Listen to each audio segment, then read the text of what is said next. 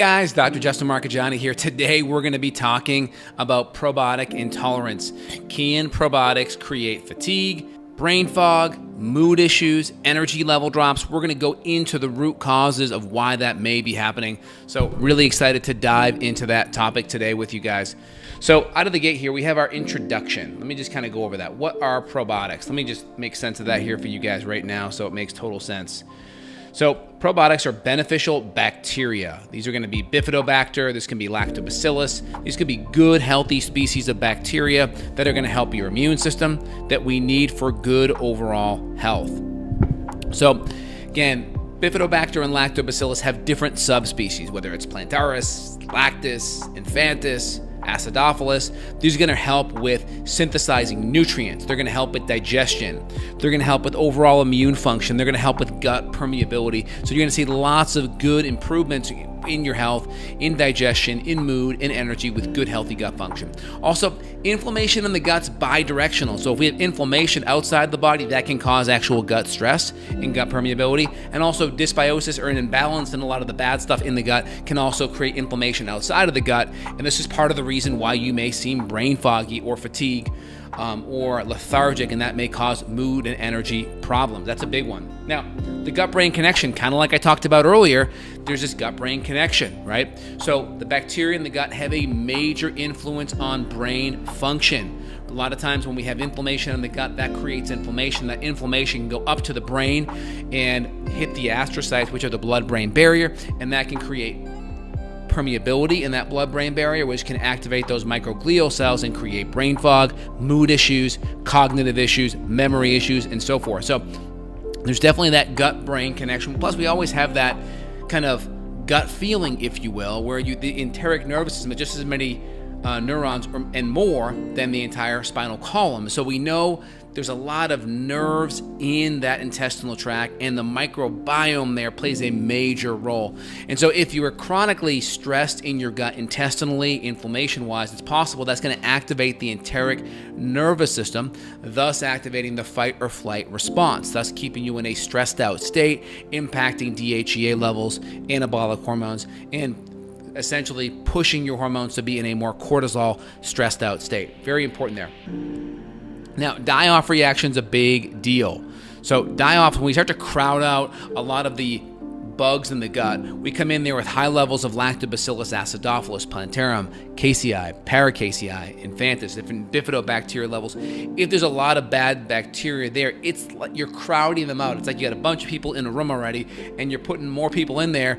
Eventually, people get uncomfortable and leave. Well, that's what's happening with a lot of the bacteria. So we know high levels of lactobacillus and bifidobacter can actually crowd out E. coli, can crowd out things like salmonella or campylobacter. And so we can actually crowd out a lot of these bugs. Now, typically, I don't recommend crowding out a bunch of these bugs out of the gate because you can create a lot of symptoms. And maybe acutely it's great. I always like to go into someone's protocol and work on knocking down the bugs with different herbals first. It's like going in there and cleaning out all the weeds in your lawn and then putting seeds and fertilizer down after. It's just better. You have more space for everything to work. If you put down a whole bunch of seeds while there's a whole bunch of weeds, then it's going to be a pain in the butt to go in there down the road, do weeding without displacing and damaging the seeds that are already hanging down there on the lawn. So it's kind of like that. And so when we put in these high levels of beneficial bacteria, just crowding them out can create a whole bunch of problems. You can disrupt a lot of these bacterial ecological niches, and that can create bloating and gas.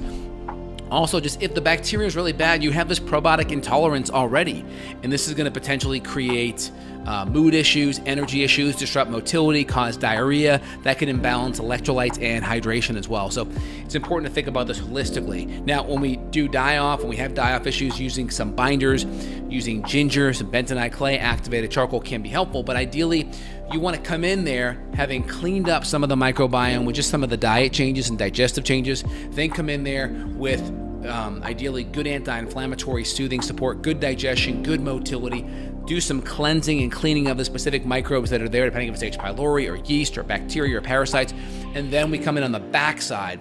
And this is the big mistake people make. The worse someone's gut issues are, the more you have to be, kind of prudent with that plan that I laid out.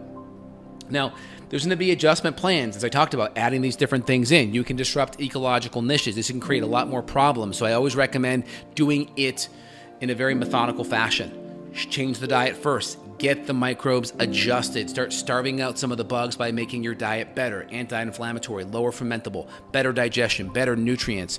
This is super helpful out of the gates to ensure that we have better digestion. So there are adjustment periods where fatigue and tiredness can happen. That's why we always add things in one at a time. And again, we want to individualize that response. Some people will come in there with Saccharomyces or spore-based bacteria, and we really want to dial it in specifically. So it's super important that we're very, very methodical in how we handle it, right? We want to adjust it for each patient out of the gates.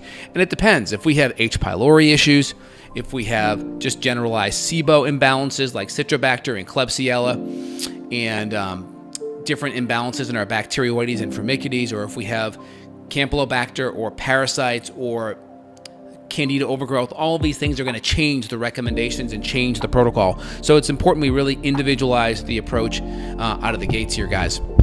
So in general, you really want to look at everything holistically. I always recommend get tested if you have chronic gut issues. You got to always deal with the foundations out of the gate.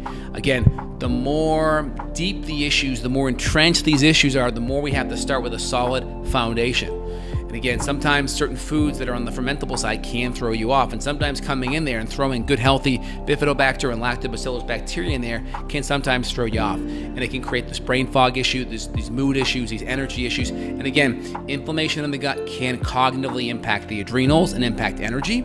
Again, gut bacteria has a major impact on mold. So if you have a lot of dysbiosis, that can make it so the mold that comes in your body, you have less likely ability to neutralize it, because a lot of this mold will be dumped in the liver, gallbladder, into the gut. And there are some studies on beneficial bacteria being very helpful to neutralize and make the mold spores and the bacteria and the mycotoxins less harmful and less deleterious in the body. So healthy immune and bacterial levels will help you with a lot of other toxicities and immune stressors that are coming into your system. So put a link down below, guys, for my coordinates if you want to reach out on the functional medicine side. We see patients worldwide.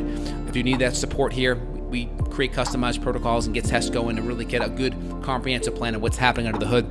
Link down below, guys. Any questions, feel free. Love to see it in the comments, and feel free and share with family and friends. All right, guys, take care. Have an awesome day. Bye now.